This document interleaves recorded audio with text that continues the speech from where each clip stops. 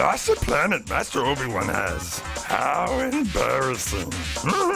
Don't worry, little man. Lost Planet returns safe and sound to the PlayStation 3, and we're giving Capcom's Chili Chestnut a warm reception. If extreme temperatures aren't your thing, maybe you'd be better served with some extreme justice, Pursuit Force style.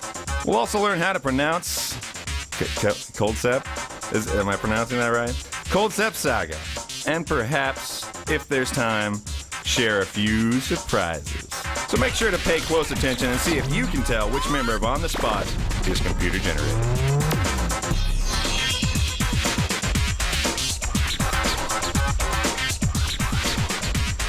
Hello, everybody. I'm Ryan McDonald here today as your host for On the Spot. Joining me right here in the sitting set is my good friend Kevin Van Orden. Hey, Kevin. What's up? Those intros are getting better and better. Our friend Frank Adams is the master of Frank, good stuff. the business. Good stuff. I've got a question. Yes, sir. Ryan Davis. I didn't know that we had that Co-host. someone knew Frank Oz personally. We're able to get him in here to do that. He did good. That's amazing. Yeah, that dude's on point. You know.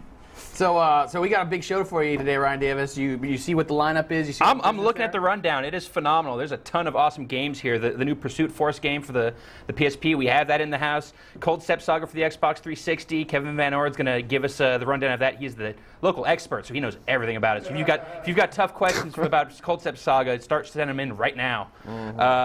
Also, just some ridiculous stuff. Charles Barkley is involved in this show somehow. What? We'll let that one be a mystery to be revealed later, but just a ton of great games. I'm looking forward to it. Let's do the thing. Let's kick it off. I Yeah. think right now we're going to go right away to a look at a developer interview that we have for Tiberium. Are you familiar with this, Kevin? I've seen some Tiberium in my lifetime. Excellent. You are about to see more as well as all you watching at home, so let's go ahead and take it away and check it out.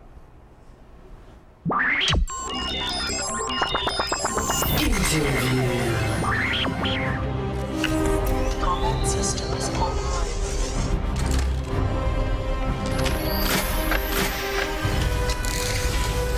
So Tiberium is a sci-fi squad-based shooter that's set in the Tiberium universe. You're a forward battle commander leading the fight from the front lines, and you get to lead powerful units like infantry, aircraft, armored walkers, missile teams, and these are some of your most powerful weapons. You also have a transforming first-person weapon, the GD-10, which really brings a unique style of play to the FPS combat.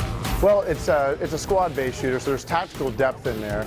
We want to keep the action high, which is, I think, speaks to the roots of it being the CNC games always were action-oriented RTS games. This is not an RTS; it's a shooter. But we wanted to take some of that choice and these compulsions like dominating your enemy, exploration, those sorts of things from a CNC game, and translate the compulsions as a first-person experience. It really felt like the right way to do that was keep the action high, give the player squads under his command, and keep the interface for that squad control pretty simple. So give you tactical depth, but keep it simple. So the GD-10 is the forward battle commander's primary weapon. What's unique about it, first and foremost, is that it transforms. It's actually a rock, paper, and scissors, is how I like to refer to it, in that it's not just a sniper weapon or it's not just a assault weapon. It can actually transform into 4 different primary weapons you can carry with you at any point in time. There's definitely a blend of familiar and new units or squads at your disposal in Tiberium, in part because it's 11 years later in the future, and most of the games in this universe have evolved and introduced new units each time, but there's also some classic favorites. And for example, the Orca, which has always been the close air support craft in the Tiberium universe. The Titan has also appeared in previous Tiberium universe wars, but again has been evolved for the raid units, for the operations deep in the Tiberium red zones. So we've invested in a lot of technology for the Tiberium engine. It's built on top of Unreal Engine 3, but there's a lot of enhancements to make sure the presentation is unique and can deliver our unique style of gameplay with multi-squad combat, the larger environments that are necessary for that sort of thing.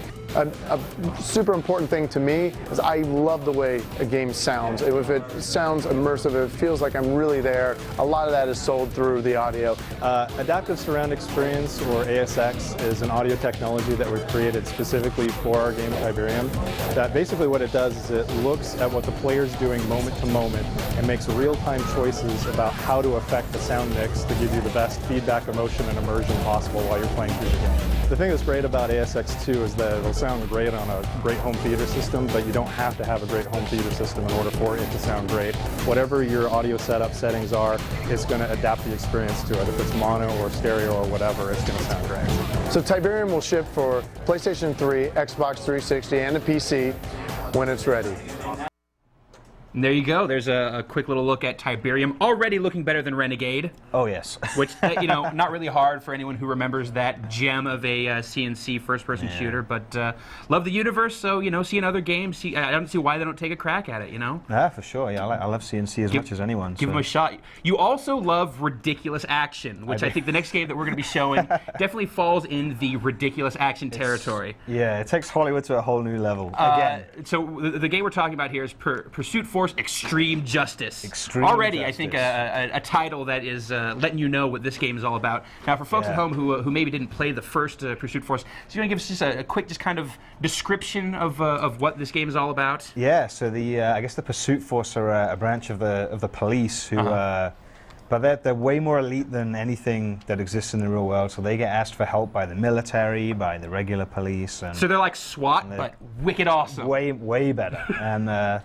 And they kind of they have a zero tolerance policy. So you know, it's not like you can arrest people in some situations, but for the most part, you're just causing huge explosions and then not making any arrests afterwards because everyone's dead. Everyone's dead, pretty much. Yeah. But kind of the big hook for this game the first time around was you would jump on vehicles. Yeah, there's still a whole lot of that in here. They've got new vehicles now. There's a lot of driving. They've got boats. They've now got hovercrafts. There's helicopter sequences. There's tanks. There's all kinds of stuff. And we had this game on the show once before when the guy came by and he was like showing off the multiplayer. We did. So, Maybe just a month or so ago. Yeah. We had a multiplayer demo that we're going to check out the single player now. We're looking at the main menu here. You want to just run this down real quick? Yeah, so we've got so there's the story mode, which is this is actually way more story driven than the first game was. There's a real big kind of plot running through it. There are relationships between the characters, and yeah, without giving too much away, there's definitely some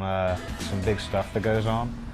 Next up, there's bounty mode, which is one of the new features. This is what I'm going to do right now for us. This is so I can replay missions that I've beaten.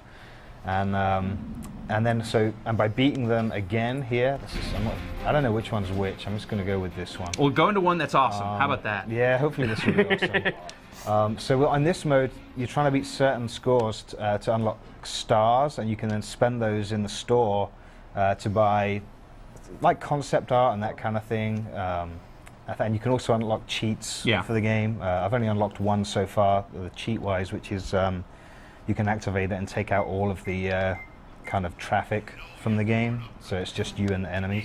Oh, I chose an on-foot one. I knew that happened. But they won't all be on foot. So this is already kind of a departure from the first game, right? I think they had a little bit of on foot in the first one. So Watson said, it was a lot more vehicle oriented. One of the things that's new is this. Danger! Yeah. Oh, that poor guy.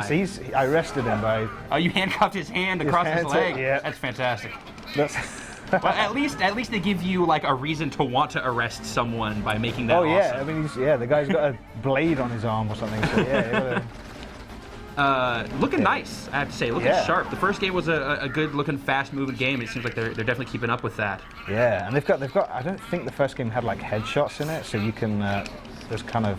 Oh, there you go. Explosions. Oh yeah, plenty of exploding barrels always. How do you feel about how this stuff like integrates into the game on the whole? Do you think it's because it definitely looks a lot more deliberately paced than the driving sequences were? Yeah, it's definitely the stuff on foot definitely doesn't play out quite as well as the driving stuff.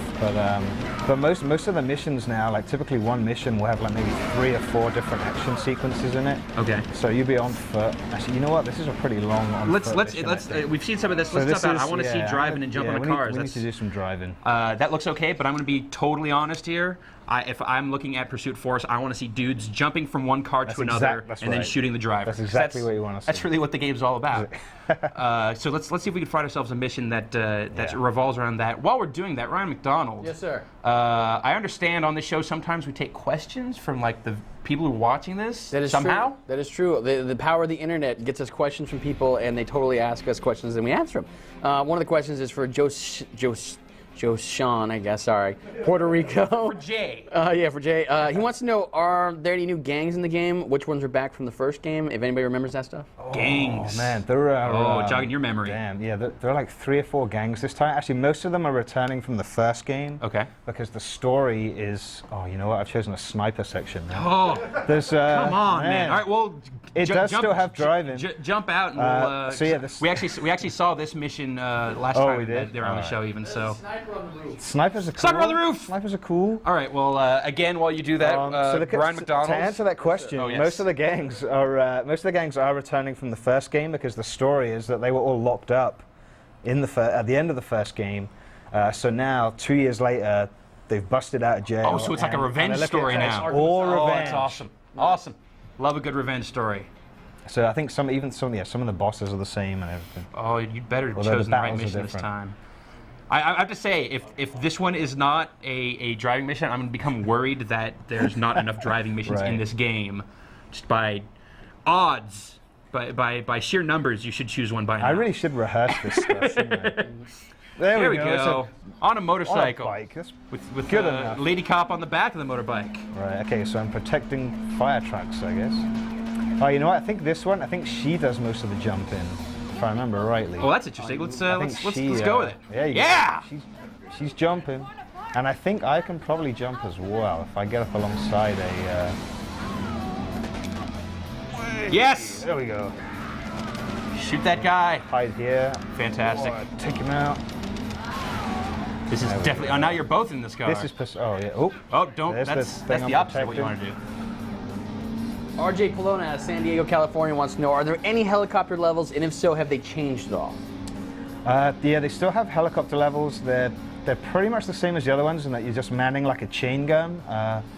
One of the things I think is new is when you're Justice Meter, which is the kind of circle around the outside of the map at the top there, when that's full, you can fire rockets instead. And although I haven't played one yet, I believe they now have helicopter missions with a sniper rifle, which I'm sure are going to be really hard. But, So they're mixing it up. They're kind of combining. yeah, they're missions. definitely, the objectives and stuff are way more varied this time, I think. I mean, I'm only like maybe 15% of the way through the game right now. Yeah. But yeah, there was one mission I had where you strap a guy onto the hood of the car and you like, it looks like something out of Mad Max, and you just have to drive as crazily as possible to scare him until he confesses, kind of thing. Here's a question for you. How's the difficulty? Because I remember the first game was pretty stiff. Yeah, I think they've toned it down a little bit. Yeah. I'll say that right now I'm playing on you have easy. a dead gang member in the back, or is he dead? or Yeah, is he... yeah, he's dead. He's just he's Sitting there- flapping sitting around there in the limp. back. Yeah. It's terrifying. Clement Wengen out of Norway wants to know how the controllers, they tight, moving and shooting? Yeah, it's real good. The shooting it's a little tough to aim, and I always find the analog stick on the PSP a little tough. It does for have that like stuff. some sort of a lock-on thing though going on, right? Yeah, you lock on. Once you lock on with the left stick, then it's pretty forgiving. And obviously a very robust and realistic physics engine at work here. Totally realistic. Oh, I'm gonna die. I gotta jump onto something. Oh! There we go. Wizzy Kid out of Manchester, Mad England skill. wants to know: is the on-foot action in the game as fun compared to the driving aspect of the game? I'm gonna say no. Yeah, I'm gonna say no. But you know what? I haven't played it yet. I'm gonna say that this is already way more. Yeah, I think the main reason it isn't is just because the PSP doesn't have a right analog stick, so some of the controls just aren't quite what you want them to be. Well, I have to say, Justin, looking very promising. Yeah. What version of the game is this? Near final? Is this So done? this is US retail. This came out in I think Australia and Europe in December. Yeah. It just came out here like yesterday. No, so this is brand new in stores. Yeah, so we're gonna have a review up probably Monday. Excellent. I think. Justin, thanks for coming by and showing Yeah, us no shooting problem. dudes in cars. Up next, we have a trailer for Condemned 2 Bloodshot. Let's take a look. Product not yet rated.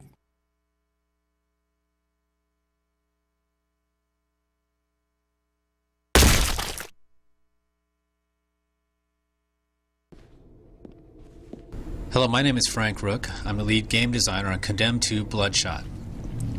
We went into this project with pretty much one goal in mind, and that was to make Condemned 2 Bloodshot better than the first game in almost every single way.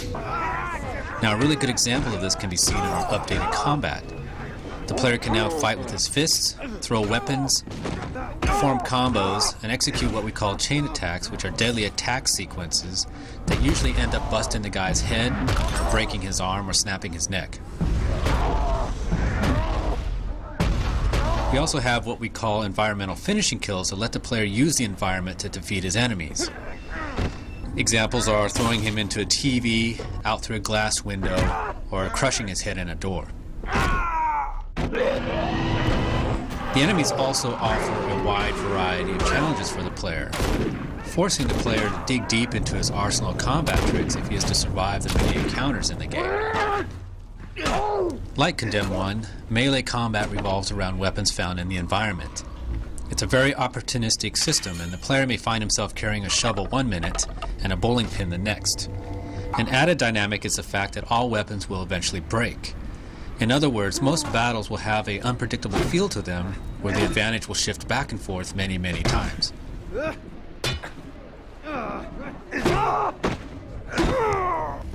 Forensics is another area that has seen a lot of change. This time around, investigating a crime, the player will need to use his powers of observation and some logical deduction to piece together the mystery. What was important for us was to create unique gameplay that empowers the player, letting him earn his own understanding of the story and objectives. The investigative portion of the game has an impact on the player's upgrades. Since most forensic moments are optional, it's really up to the player to be as accurate and thorough as possible if they want to obtain all the things the game has to offer. Ready to have some fun?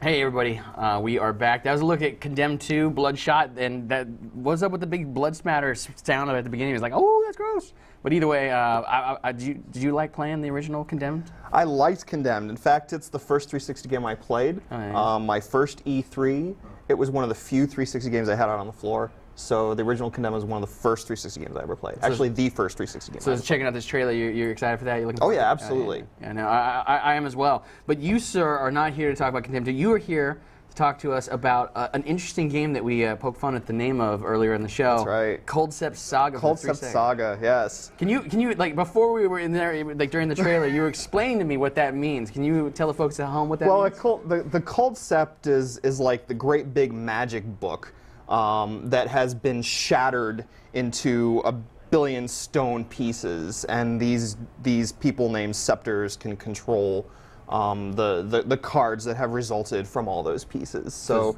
in the game, you play as a Scepter, and you use cards. So it's a card battling game. I gotcha. But that's what these are. These are pieces from the great big Coldcept, which is like the Book of Life kind of thing. Now, real quick before we see the game, there was an original game for the PS2, correct? I think so, yeah. And then now we are checking out this one for the 360, and it's online. It's online. That's right. Let's see what that means in the world of little battling here on the real time. I guess I should say not real time, but the taking turns time. Yeah, this is taking turns time. Now, bear with me. We'll see what goes on. Ryan tries to make me sound like an expert, but I've seen this game for about 5 minutes now. The neat thing is, it's like for the folks at home that are watching, it's super clear, super clean. It looks nice. So what are we doing here? It is super clean. So this is part of the tutorial level, and this is Faustina. She's showing me the ropes. Yeah. She kind of took me away from some slave trader dude in the cutscene, but I wasn't too interested in him. I wanted to get down to the action. So what's happened here? The way this works is it's kind of like a combination of Monopoly and your traditional card battling. So the goal is to go around the board, collecting as much magic power as I have until I have the magic power required to own the board, in which case I win. So you do that by going around the board and basically summoning things to the squares so that I can collect a toll from anybody that from a player that passes it. I gotcha. So I just drew a card, Holy Word 1, whatever that does. Okay. And looks like it neutralizes creatures with magic power of 30 and under. So at this point, what I'm going to do is I'm going to roll the die. All right. Find out how many squares I move. So this is the castle. So every time, it's just like Monopoly passing go. So every time I pass the fort, then I get 100 magic points here. Now, the board that we're seeing, is it really just this little square that you're on, or does it go farther than that? No, this is it. Oh, yeah, really? this is it. This is one of the early ones? Do they get crazier later on? I have to assume so. From what I understand, they can get pretty complex. But since this is a tutorial level, it does look exactly like just a regular board game board in this case. Now, this game is not out just yet, correct? Not yet. I think release is next week. Next week. So there's... Now you'll notice every square has an element attached to it. So obviously I want to summon a creature of that same kind of element. Is that why we're seeing the blue for the water, the red for the fire, and the green for the earth? That's exactly right. So... So my old school magic skills are coming into play here? This tells me that this is probably not the best card to use here, but it's what I got. All right. So now my opponent goes, rolling the die, 2 spaces. Now see, you want to capture all of the same element that you can, all the same color that you see, because then you get bonuses. I gotcha. For doing that. So these guys gonna fight now? Not this time around. No. But I can. Dinosaur dude with walking around and bow and arrow is awesome. Yeah. Let's see. Target scepter's next die roll wields a 1. It's true. I'm gonna use this Hard spell. to go wrong with that concept. Dinosaur man with bow and arrow. Totally. They say, you know, if we wouldn't have evolved and like the whole comet thing would have, maybe there'd be dinosaur people walking around. I've got a question here from Matt in Ontario, in London, Ontario, Canada. I can't wait to hear it. This is in fact a box. This is a retail game. This is not an Xbox Live Arcade game, correct? This is a retail game, yes. And I have a manual here with me and everything. Strategy guide, everything. I also have a bunch of questions from a Greg M in Long Beach. Wants to know how many cards are in the game. You know what? I don't know, but I think that it's upwards of. I can find out real quick if you let me page through this thing. You go ahead and look right there. I'll tell you what's going on. I will let you do that. Are they fighting? They're fighting, dude. They're fighting. This gives everybody a chance to watch something while I look up to see how many cards there are. There's the Aqualing versus the Blue Ogre. The Blue Ogre is definitely going to own that thing. Oh, I guess I'll start this, There you go, hit it. There we go. All those cute little Aqualings. They I failed failed to to neutralize. neutralize. Oh, that's bad. The 40's bad. They're dead. All right. Thank you so much, Ken Van Horn. Yeah, it's my pleasure to have lost my Aqualing in front of everybody. Now, from what it says, it's nearly 500 cards to collect. Excellent. All right. There's a look at Cold Set Saga. It's coming out for the Xbox 360 sometime next week, you say? Next week, I believe. And it's also worth noting from what I hear from the great Ricardo Torres that this is the first Cold Sept to feature your own scepter creation. So before I actually started, I had to create my own scepter and gave him hair color and all RPG-like. And then you can probably build your own deck and all kinds of crazy stuff, right? That's exactly right. You can create, I think, up to, if I'm not mistaken, up to 16 different decks of some number of cards each. Wow. Yeah. Excellent. Yeah. Tim Van Orn, thank you so much, sir. My pleasure. Appreciate it, as always. Ryan Davis, you're standing by with some business over there, sir. What do you have? I've got Brad Shoemaker. And hey, Brad, how's it going? Hey, I'm doing okay. I can't believe they're releasing that game on the Xbox 360 next week against Devil May Cry 4. Yeah. I mean, they're basically the same game. That's a pretty risky game. Why would you do that? But seriously, you've come over here with Lost Planet for the PlayStation 3, previously seen on the Xbox 360, and then the PC. And then the PC. Yeah, they've been putting this game out consistently for about a year. And now here, it was pretty mind blowing graphically when we first saw it. Yeah. Let's jump into the PSP version and see how it's looking. I got it queued up, so here it is. Oh, it's snowy. That's weird. Yeah, you're gonna see a lot of that in this game. So if you didn't play Lost Planet on the 360 or the PC. Oh yeah, getting your big mech suits. Yep. Rolling. Powered armor. When I'm with my homies. The game is basically about running around a snowy planet and shooting giant space bugs. Giant space bugs and space pirates. Okay, Ice pirates. I guess there are some pirates in there too. There are, but for right now, we're early on in the game, so you're just gonna. This is super early. This is like the very beginning. So you're gonna obviously the thermal energy stuff is much the same. Yeah. So you're on this ice planet, like I said, and obviously you can't survive in the snow that long. So you go pick up these glowing pellets of thermal energy. It just kind of keeps you warm. Just keep you warm and alive. I personally prefer a good pair of long johns, but whatever. It seems like he's got those too, so I think it's super cold. It's pretty cold. And as you can see, your thermal energy meter up in the upper left is constantly draining. Let's talk about maybe what's new here. What's different? Yeah. So graphically, this looks very much the same. Yeah, like I said, it came out a year ago on the 360, so most people are going to be curious what the differences are. Yeah. Our counterparts down in Australia actually did a pretty exhaustive analysis. From what they've said, basically the performance is pretty much the same. Oh, bug! Yeah, here's one of the bigger space bugs I was talking about. So no, that's a tiny space bug. I've seen. Well, okay, I know they get a lot bigger than this. I've seen the frame rate hitch a few times, but the performance generally seems pretty good. Graphically seems about the same. They said that the 360 one is a little bit redder, while this one's a little bit greener. So it's like color hue, but otherwise like not saturation, stuff like that. not You know, a it's huge basically difference. the same game. The biggest changes in this version are on the multiplayer side. So they put out several. No, I can't go in there with can't my go in there suit. with your suit. You Oh, gotta that's jump out of your bunk, suit. man. I want to keep my armor. All right, let's go in here. So they put out, because this game has a big multiplayer component, and they put out a number of map packs on 360. Oh, don't look at me. Look at the screen. You're about to fight a million bugs. Okay, I'm gonna get this big gun here before I do that. Have a grenade. Grenade. Oh, good grenade. Yeah. Still, I have to say, despite its relative age, still looking pretty sharp. It's not a bad looking game, definitely. So all those map packs that came out are in here. Okay, that's all included on the disc. Yep. Apparently, I wasn't aware of this, but the PC version apparently had 3 unlockable playable characters. Okay. One of whom was Mega Man. I did hear about that. Yeah, so that stuff's all in here, and then apparently there is a 4th playable character who is Luca, who I have just inferred from the radio communication is your operator. Yeah, basically, yeah. So you got some characters to unlock in this version, the new maps. That's pretty much the only differences that I know of. The only other thing is that there is an install process that you do, like a 20-minute install. Is that like required, or is that just tighten up you know what? load times? I think it's required, but I'm not. Don't quote me on that. But it does help with the load times. Those Australian guys actually did some tests. But downside is that you got to wait the 20 yeah, minutes. Yeah, but it's like a one-time thing. One-time thing. So, it's good for you over the course of the game. Yep. Well, Brad, thanks for giving us a look at shooting space bugs. Yeah. When is this coming to the PlayStation? I think around the end of February. End of February? Yeah. Fantastic. Like 3 weeks or so. Brad, thanks again for stopping by. Yeah, thanks for having me. Ryan McDonald, we have something else coming up for Alone in the Dark. I don't know exactly what it is. You want to set this up? Yeah, totally. Alone in the Dark, it's been one of the games they've been talking about coming out again for a long time, and it's something that we've seen actually several times over the last few years, it seems. But the coolest thing is this new trailer that we're going to show you right now, and it looks like the game's come a long way. So let's go ahead and check it out.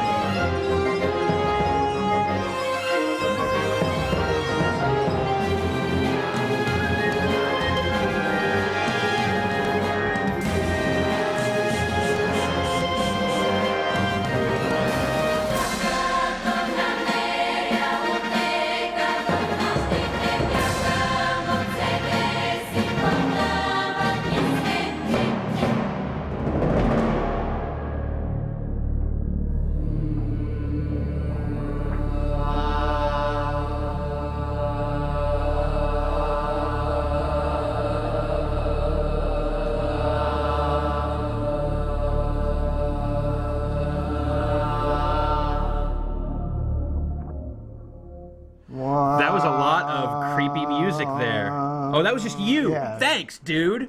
Thought it was We creepy. thought it was the tape. That's Alone in the Dark. Obviously, a pretty huge departure for the series there. Look forward to see more of that game in the near future. Yeah. But I'm more looking forward to seeing this game right now. This is. Why don't you set this up? Dump it on me. I'll do my best. This is not really a.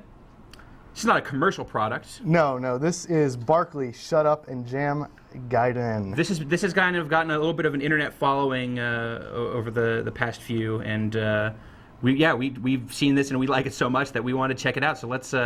This is the sequel to Barkley Shut Up and Jam, the basketball game. That's right. Chapter 1 of the Hoops saga. The game you're about to play is canon. Okay, so this is all true. Yes. This is one of those games that people make out in the world and then we can get a hold of, right? We found this. This is someone. The year is 2053. Basketball is dead. Sir Charles, right there. I love the whole game. They refer to basketball as b-ball. Nice. It's kind of cool. So this is the unofficial sequel to Barkley Shut Up and Jam. Yeah, for some reason we didn't get an official sequel, which that's weird. And these people felt rightly that we were denied that, and they went. They took it upon themselves to make their own. I love this voice for Charles Barkley. Also, let's let it go. All right. So it's on Hoops. Sometimes I wonder if it's enough. So this, I've actually been talking to some of the guys that made the game in their forums, and it's basically this actually started off as an RPG, the RPG Maker. Oh, just something you use RPG Maker to build up. Yeah, and then they got converted to, I can't even remember now, some other RPG game maker, and they all kind of collaborated. This is 4 guys, and they're really big on me telling people that they met in the sewers. Okay. They have this thing with sewers, like, I don't know, like Teenage Mutant Ninja Turtles or something. Why you gotta explain it? They like the sewers, man. It's kind of weird. So yeah, that's. Wow, Octoroon, way to bust that one out. Yeah. So basically, what has happened? This is in the future, and basketball has been banned, and a lot of the basketball players actually got killed in this great massacre. Obviously, Charles Barkley's still here, looking young there. Yeah. But vigor, full of vigor. He's got a son that hoops with a Z that's got some skills, and so you learn that we're gonna kind of skip ahead. I see a lot of emotional depth to this. Yes. It's taking it seriously as though it was a full-on legit RPG. It is, and actually, yeah, like Ryan said, the music's really good. So I'm gonna load another one here which we got a little bit of Space Jam going on there. So this is right after that setup. So this is Neo, New York, 2053. Charles is upset. There's no more basketball. He feels guilty about something. We'll find out. And something mysterious. Yeah. So you don't want to ruin the story for people. No. So this is a bomb. We can talk to him. The Neo shekel is the currency. Sure. And they even sing, which is nice. It's festive. Yeah. So you walk around here. I bought some stuff. Actually, the shop owner gave me some steroids. Yeah. And some tobacco, and this is my apartment. Good stuff. Well, I have to say, enough walking around. No, we're good. We'll get a fight here. Good. So we're gonna get ready to meet one of the villains here. And a warning: there's a little language here. We'll try to. It works a little blue. He finds out. We'll find out here on TV. This is the bad guy, the ultimate Hellbane, has just wreaked havoc on the city. Wake up, Charles. So you'll see here, 15 million people have been killed by something terrible. And we're going to find out what it is. A chaos dunk. Which we learned earlier. The only person in the world that can do it was Charles Barkley. Oh no, Charles Barkley's being framed. Yeah, so Michael Jordan comes in. Apparently Michael Jordan sold out to the man when they were going to ban basketball, and he wanted to save his own skin, so he's kind of working for the man here. And this is going to kind of trigger a Shenmue type quick time thing, so Jordan's pissed. Charles is not having it. These are Jordan's little robot minions. Well, he has those now, so that makes sense. That's true.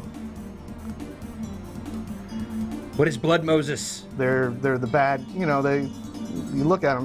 They're just one of those evil corporations, or oh no. And that's like Barkley's catchphrase there. You son of a bitch, Jordan. Oh, you got tased. I got away. Run! Run, Charles. Oh no. What? And there you go. So that was. Oh my God.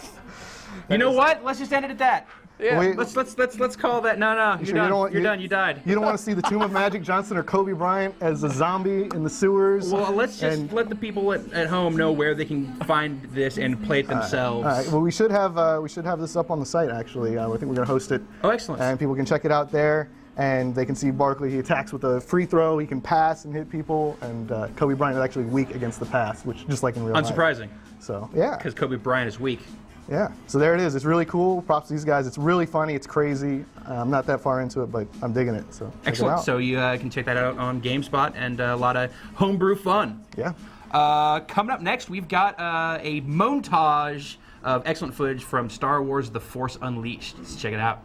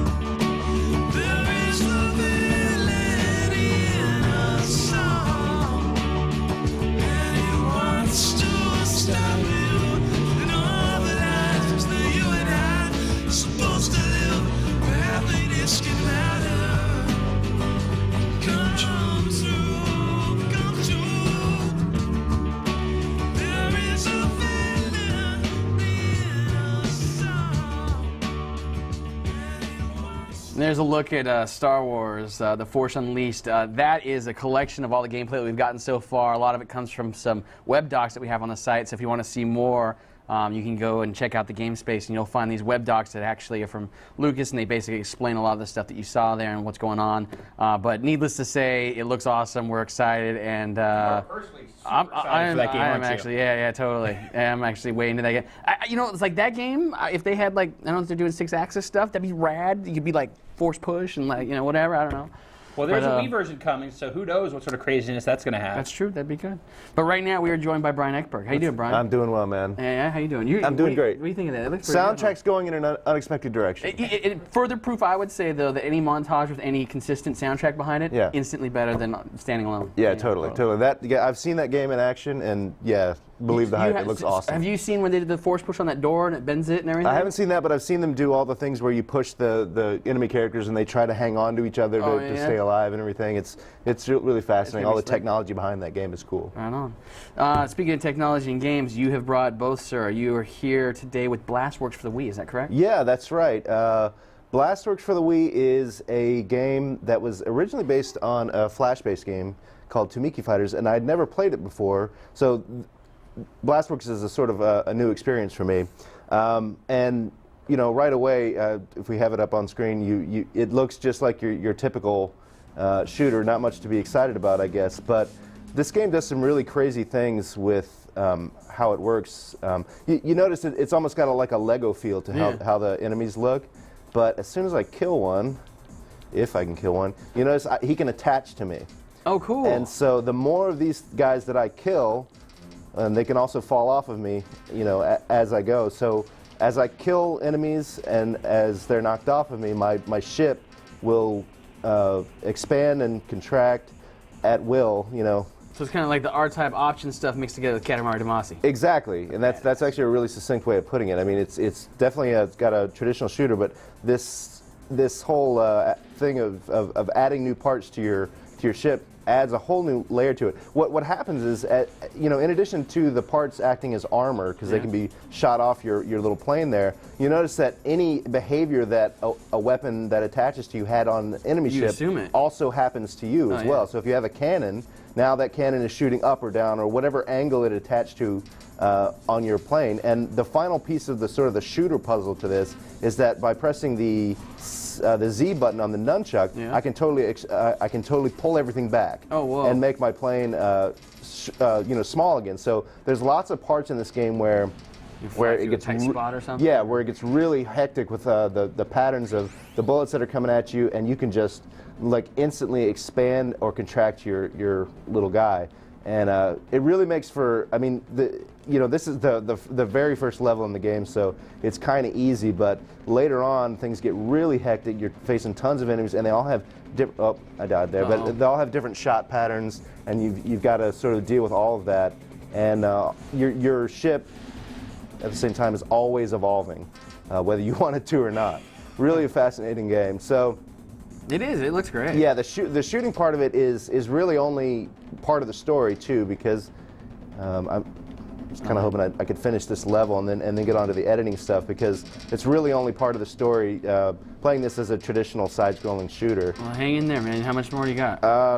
Well, is that it? If I keep dying, it's going to be a lot more. Don't but die. I'll try not to. All right. But yeah, there's a lot to this game, and there's lots of different levels, and there's like water levels, and then there's like a space level, and your ship changes as you go, the ship you start off with, but you still always have that capability of adding to it. And have you ever just gotten it to be this massive thing on the screen? Yeah. I mean, if I was concentrating a little bit more here, it gets absolutely massive. It can take up like a quarter or more of the entire screen. Oh, wow. And at that point, you've just got bullets. Here's the boss of this level. So at that point, you've just got stuff flying everywhere because it's going in every single direction. So it's going to take me a minute to beat this guy. So I thought what I'd do is jump out and show the other part of this game that is really exciting to me is the fact that we see this game and everything looks like Legos and it kind of looks simplistic, but there's a reason to that, and that's the editing.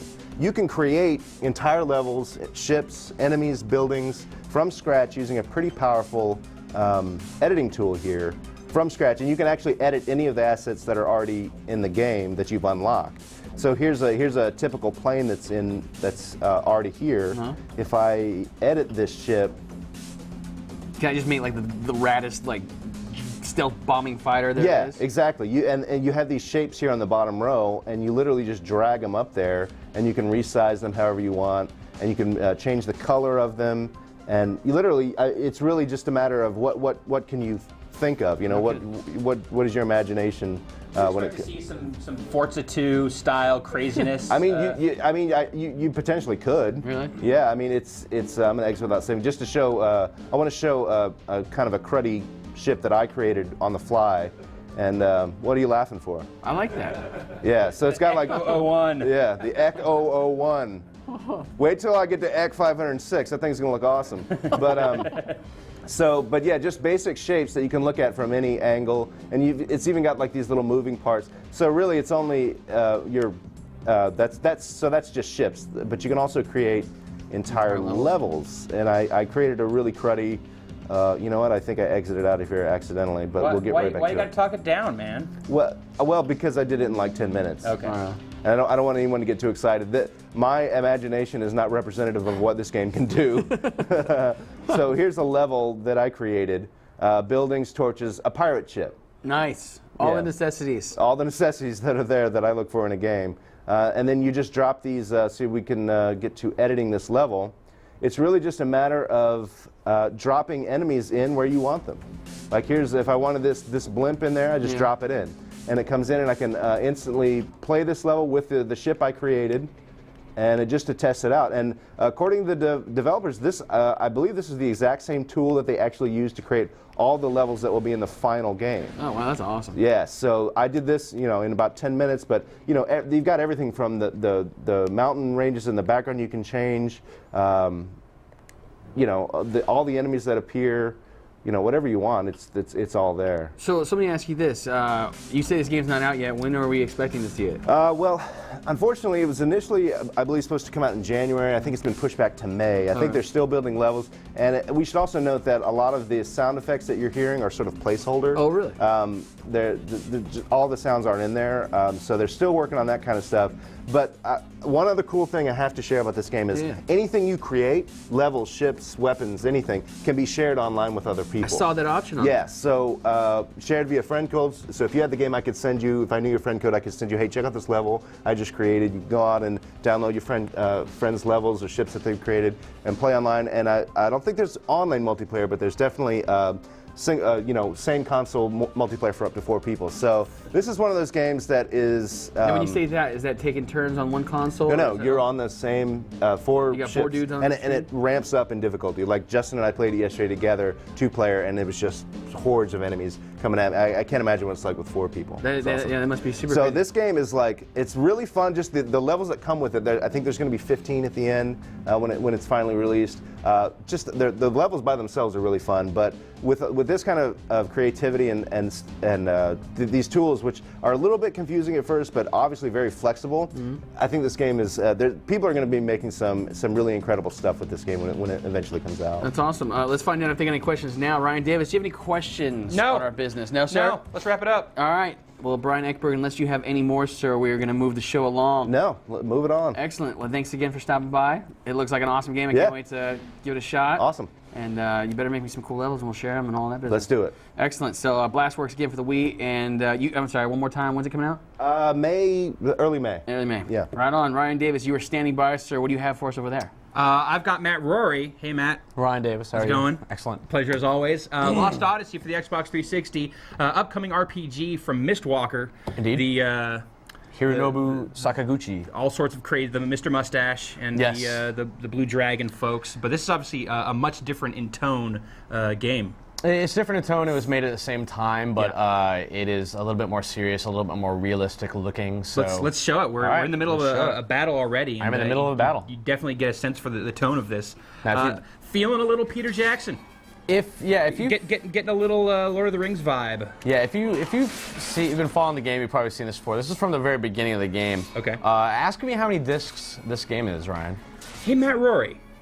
This is 4 DVDs. Wow. All right, this is 4 DVDs long. So what is filling all of that space? Is there like a lot of cutscenes? There are cutscenes. This is an in-engine cutscene, but a lot of them are apparently done cinematically rendered. So I'm assuming in HD that takes up a lot of disk space. But yeah, 4 DVDs. So this is one of the cool things about the game. In the middle of some of these story-based battles, they will shift into a cutscene in the middle of battle, and you'll have to move on to a second part of the fight after the cutscene. It kind of melds everything together seamlessly. So it's a lot less because that's kind of one of the things that can be a little annoying about RPGs is how separate the story and the combat feel. Exactly, and that's one of the things that Final Fantasy XII tried to change a little bit, where you just walk up and you hit something. It's all in the world. Yeah.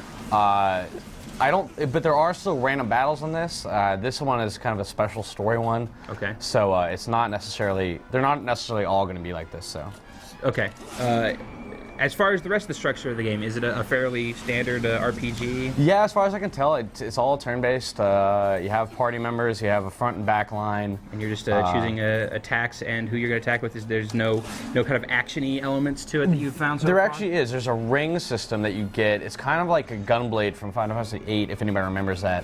Where you I don't have it yet because it's the very beginning of the game, but you have to hold down the trigger and then you release it when a couple of rings overlap each other, and you can critically hit or have some other special effects done at the same time. So there is some interaction. Oh goodness! Yeah, that looks like that hurt. Although your guy looks nonplussed. Yeah, this is Kaim here. Kaim, I'm not 100% sure on the pronunciation, but he's Kaim. He is an immortal, so he cannot apparently be killed, I don't think. So then how come you're losing life? I am losing life. Well, I get KO'd if I lose my life. I don't get killed. Eventually here I will hopefully knock this thing out and wind it up. I might have to use some healing here though. It looks like you're kind of down to it on the health tip. I can do one more before I have to heal, I think. All right. Well, while you keep battling this crazy death tank, Ryan McDonald, I'm sure there has to be a quadrillion questions about Lost Odyssey. Dude, you have no idea. There are all kinds of business. Let me pick one here. Matthew Lassay is out of Mesa, and he wants to know, is this Xbox 360 exclusive? Is this the only place we're going to see it? Yeah, this is Microsoft is publishing this, so you can pretty much guarantee that. And so far, it seems like Mistwalker is very much. Yeah, they like it. They're sticking to the 360. Blue Dragon it's not going to be coming out for anything else, and neither will this most likely. So here's the end of this cutscene. Oh, I just got to. So if you want your traditional RPG action on the 360, go for the Mistwalker. I mean, hard to beat the pedigree of this game. No, Hironobu Sakaguchi created Final Fantasy, so he knows his RPG stuff. So. Oh, he stabbed the machine. I knew that was going to happen, and I still thought it was awesome. Yeah, it's well done. Like I said, it was all right in the middle of a battle. There's no like battle end scene there or anything like that. So very cool. Well, it's a very sharp-looking game, Ray, and that's coming out like 2 weeks from now. Yeah, pretty soon. A week and a half. February 12th, I believe, is the date. So cool. If you're looking for something like that, there you have it. There's Lost Odyssey. Matt, thanks for coming by. Thank you, Ryan. Ryan McDonald, you want to take this home? Yes, sir. I think it's going to take me a little while to take it home. We've got so much business happening right now. I definitely want to make sure we cover it all. So I guess up first, our first order of business is tomorrow, the return of Tournament TV. We're going to have a Bomberman tournament, and it's going to be super fun. We got some surprises in store for you, so definitely tune in and check that out. They've been doing prelims all week long, so it's been good stuff there. Of course, earlier this week, we already had good content with another edition of Behind the Games, so definitely hit that page and check it out. See what we got going on there. Of course, we had a great hotspot that we had previously in the week, so definitely check that out as well. And then next week, there will not be a regularly scheduled On the Spot. Well, you're skipping Sunday, man. I'm so sorry. You're right. You're skipping the most important day of the damn week. Friday. Before we get to Tournament TV, you got double the fun tomorrow with GameSpot. It's not just Tournament TV at 4 o'clock. You got to be here at 2 o'clock as well. Of course, we'll have it on demand, but 2 o'clock is when it's going to be up, and that's our Super Bowl showdown featuring GameSpot versus Sports Gamer. So that's going to be super Shanker and Aaron. awesome. That is a blood feud. Oh, dude, you have no idea. That is I do. I sit right across from them. It is evil. It's long since stopped being fun. It's now very, very serious. But we'll get to share the fun with folks tomorrow at 2 o'clock for the first time, so check that out. And then Bomberman at 4, and then of course you were talking about Sunday. What? With Super Bowl. I was talking about that more. So it's not really Sunday. It's tomorrow. Okay. Super Bowl Friday. Super Bowl Friday, that's right. I'd also want to give a special shout out to one of our longtime members. I think he's been a member since August 29th, 2004, but I think that was just when he technically signed up. I'm sure he's been coming to the site. That's just because like we changed our forum. Oh, that's right. You're right. Yeah, this guy's been around forever. He's been around forever. This is, of course, one of our good guys in the forum who, if you check out his page, he's got unbelievable amounts of like badges and stuff. But this is a good friend of ours, Douglas. I'm sorry. Douglas, I always call him the buff one, which is why I'm blowing his last name. But Douglas Buffon. Thank you. Douglas Buffon. Douglas Buffon. He's one of our longtime members out there in the forums and always been a great contributor. And I got a chance to meet him personally at the World Championship for Pac-Man earlier this past year. But we just wanted to say that we're thinking about you and we hope you hang in there and we hope to see you soon.